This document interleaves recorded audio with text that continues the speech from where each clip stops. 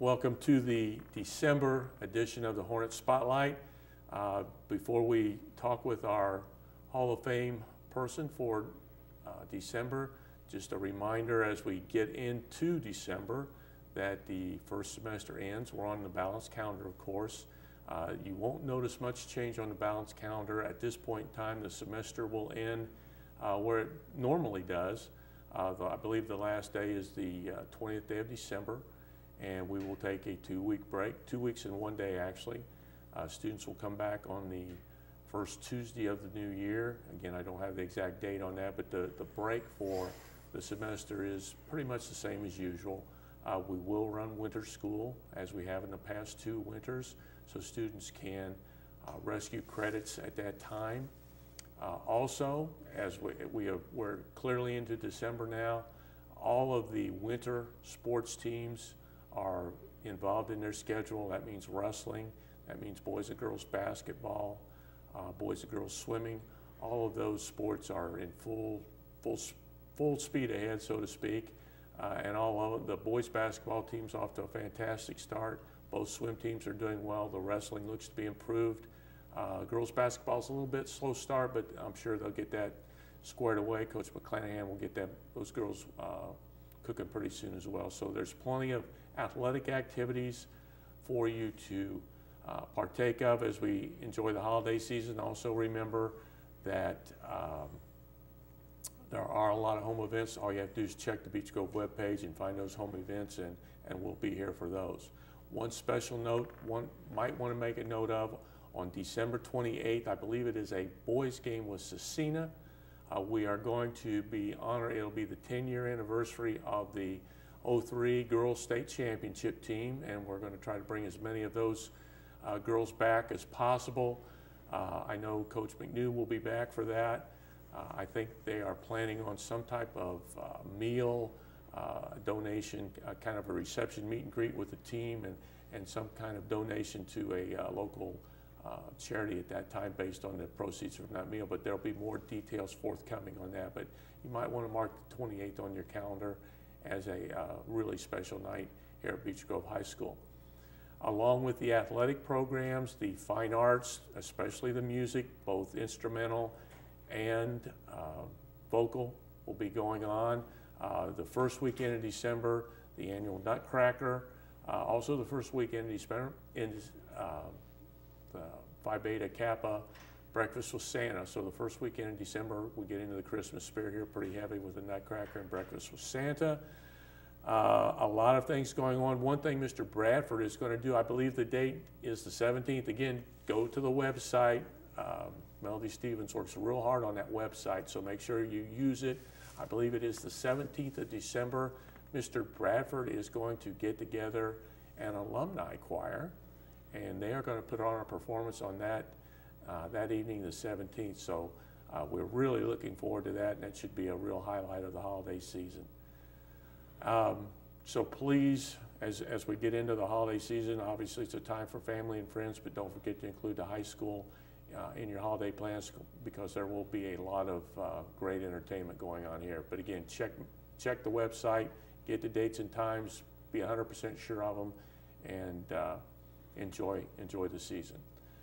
We mentioned Mr. Bradford's alumni group, and we have, for the second month in a row, a member of the class of 1969 to honor.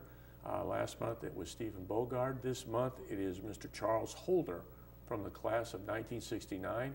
Mr. Holder, congratulations. And thank you for joining us today. Mr. Holder was selected, as all of our Hall of Famers are, by the Renaissance Committee selection process that took place last spring.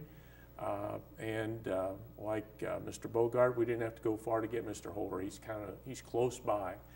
So again, congratulations. I already did for your mother, called you Charles. Probably from now on it'll be Charlie.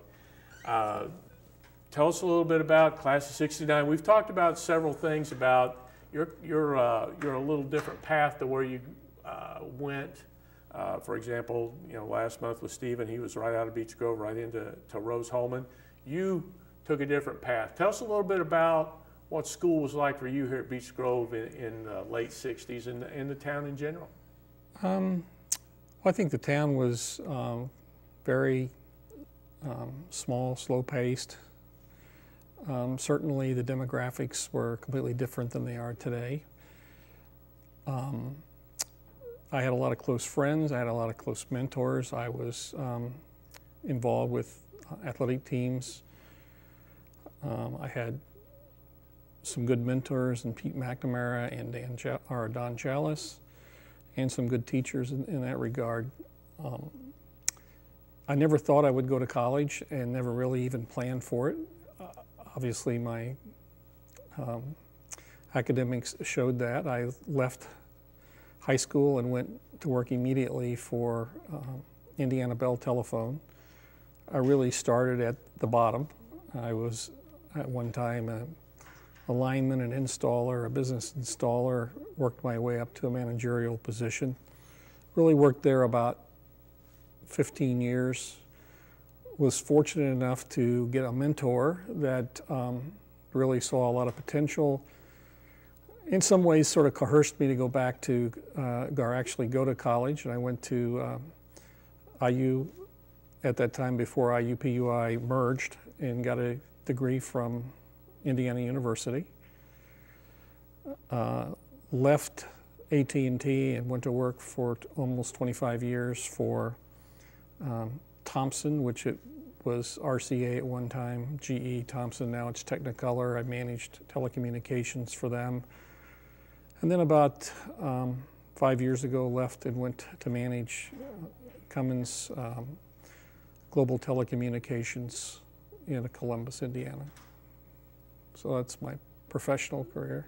In a nutshell, you mentioned several stopping points there. One of the things you mentioned, you really didn't plan on college. That wasn't in the plans when you were 17, 18 years old. But at each job, were you trained at each job at that time, or how did you progress from, I guess training is the word I want to use, or from an educational standpoint from job to job? It was almost like an apprenticeship, and the first 6 years were really pretty entry-level jobs. It wasn't until 1977 maybe I went into business systems, which you had to take tests to get into, and then there was a lot of training and a lot of classes in that regard. And my forte in business has been I can always look at a problem and figure out what the problem is, and then begin to make moves to correct those problems. And I've had some interesting projects. I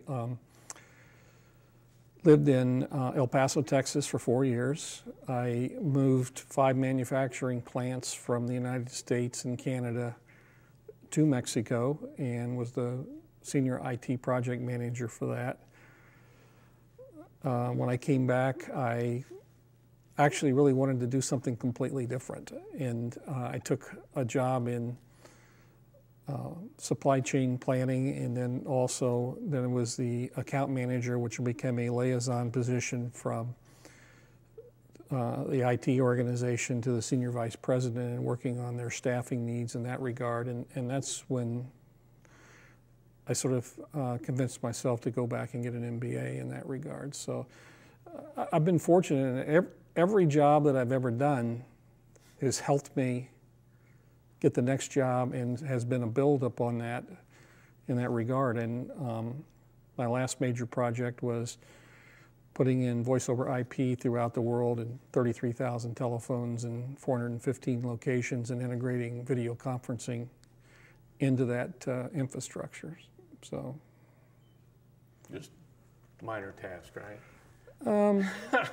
Well, I've been fortunate. It's like we were talking earlier, I've had some mentors that believed in me and have given me a chance to grow, and there's no question I'm probably a late bloomer in that regard. I sort of regret that. I wished I had applied myself a little earlier in life. You mentioned off camera, you talked about some of the influences that you just mentioned a little bit. What kind of things, and I don't know how quite I want to phrase this, but you had individuals who influenced you. We had a really nice discussion before we went on air about people who influence us. But also, I kind of, you changed jobs, you built up, you went up the ladder, which a lot of students in our school today think you started at the top and kind of have that juxtaposition there. But you started kind of at the bottom of the ladder and worked your way up with each position, not necessarily within a company, but with each position, and you took what you learned and move on, and you used the networking, so to speak. But is there any, do you see your high school experience as lacking that, as why maybe that took place? Because school, especially back in the late 60s, was sit in a row and same thing day in, day out. Do you think that influenced that a little bit? I'm not trying to psychoanalyze here, but you seem like a person who likes to be project-based, and that's something we're pushing here in the high school now. But do you think that was a factor in what was going on in your life at that time? I think, my father was a wonderful person in some ways, but in other ways, he was kind of simple in that he really believed that I should have went and worked in a factory and in that regard. So I really never got the real direction to really apply yourself. And it took me a little while to understand and realize that. And I think more than anything else is, I don't think there's a right path to go to college. I think it's the path that works for the individual. I think some people, my kids were ready to go to college right out of high school, and actually one of them skipped her senior year to go. And she was ready and has applied herself and done well. I wasn't in that category. It took me a little while to understand the value of what an education really does. And that's the one advice I'd give to students today is you never know what tomorrow will bring and what opportunities are. And I've been lucky. I got into a field that really was telephones, and the entire computer industry has evolved out of that simple technology. So I've had opportunities presented to myself with new technologies and been able to grasp them and move forward and make a pretty good living doing so. I've traveled the world. I've probably been to Europe 50 times and Asia 20, and I've been very fortunate in that regard. You mentioned, again, when we were off air, you mentioned your mother was still in town here. Tell us a little bit about your family. You mentioned your daughter. Just expand on that a little bit, if you don't mind. Sure. My father grew up in southern Indiana, about 20 miles north of Evansville. If you ever read the Tom Brokaw book, The Greatest Generation, I've learned to appreciate my father more after he passed away than before. I never knew he landed at Normandy. He never once did he ever tell me that. I didn't know he was at the Battle of the Bulge as a medic, and I didn't know that he liberated a concentration camp, which sort of goes to that whole generation of they just went and did what they had to do and really didn't brag on it or go anywhere in that regard. It took me writing the Defense Department to get his records and really understand and try to then go back and understand some of the things that he went through. When he got out of the military in 1946, he came to Indianapolis. He worked briefly for the Indianapolis Star, then he went to Allison Transmission, worked there till he retired, and he passed away in 1984. My mother grew up in Clay County, over by Terre Haute. Her mother died when she was a year and a half old, so she was really pretty much raised by aunts and uncles in that regard. She has two brothers. One's passed away. One lives in Franklin Township. She became a nurse, worked at St. Francis Hospital for about 40 years. Still lives on the north side of Beech Grove. I have a brother that also lives in Zionsville, and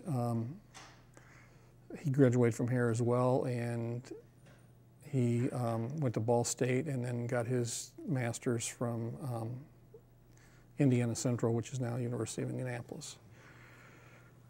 I have 2 children. I have a son that's 37. He is a senior airline mechanic. He went to Vincennes and Purdue, works for FedEx. And then my daughter, who I spent a lot of money getting her educated as a nurse and has never been a nurse, but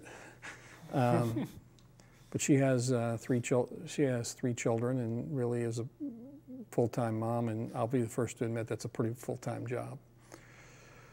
I have 3 stepchildren.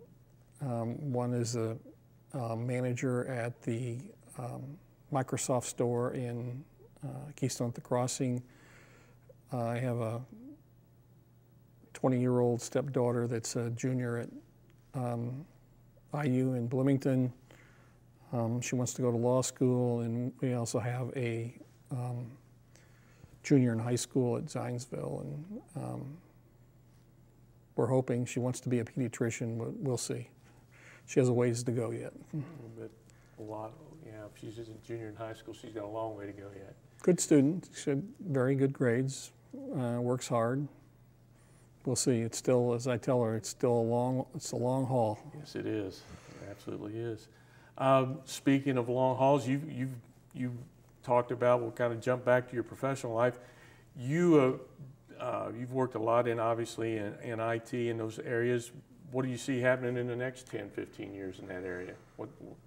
Where do you see yourself? Are you getting close to the end of the professional road, or what do you want to do? I'm actually trying to figure that out now. I would like to find a little bit less stressful and a little bit more meaningful position. I mean, I'm sort of at the end of the earning curve, I guess, in that regard. I've looked at some opportunities. My wife and I have actually went to the opposite and looked at maybe taking a position in Dubai on a contract, but I think we're going to wait and try to figure that out in the next 2 months is what we're going to do. My wife needs 1 more year of teaching to be able to reach her, I think it's rule of 85. Right. So we'll wait and see with that, and then we also want to get the youngest one through high school. So, but I've thought about some non-traditional things as well. So we'll see what that brings in the next couple months. Well, it is certainly not a path that is well traveled, but it's a path that served you very well. And it sounds like you've taken advantage of a lot of opportunities. And I think you didn't mention it, but I think your work ethic probably speaks to a lot of this. Because as you, by your own admission, it wasn't going to be your academic record in the beginning, certainly.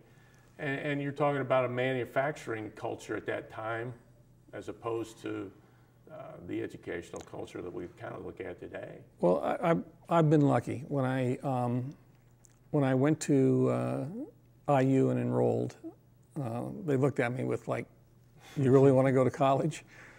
And I really talked my way into it on probation, and it actually was a good experience because they actually taught a class in how to study, and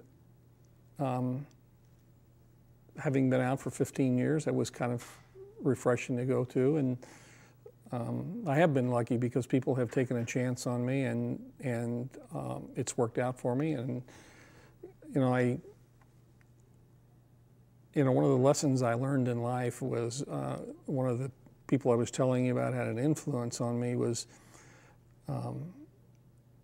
he always had a saying, "I took a chance on you, you take a chance on a young person," and try to develop them and move them on. And I've always remembered that, and I've been very fortunate in being involved in intern programs where I bring college kids in and work with them and try to mentor them, and end up hiring most of them. So it's certainly a good experience, and to pass your experiences on to those students, which is what they are, is a great, it speaks volumes about the respect that people have for you and the respect that you've passed on to these students. Again, we would like to congratulate and thank Mr. Holder for joining us today, and as a token of our appreciation, the Renaissance Committee has asked me to present you with that plaque of recognition from the class of 1969, Mr. Charlie Holder, and I promise in January as we start 2013, I don't think we have any more from the class of 69. I think we're finished with the class of 69 and we'll move, if I remember correctly, we're going to move into a little younger alum, but not much younger. So make sure you come back and check out 2013 with us. Again, reminder to come to the high school, take in all the activities, events as 2012 winds down, and we look forward to seeing you on the Hornet Spotlight in a new year, same time, same place, but a new year. So again, thank you and congratulations again to Mr. Holder for being named the alumni of the month, alumnus of the month. Thank you and have a great day.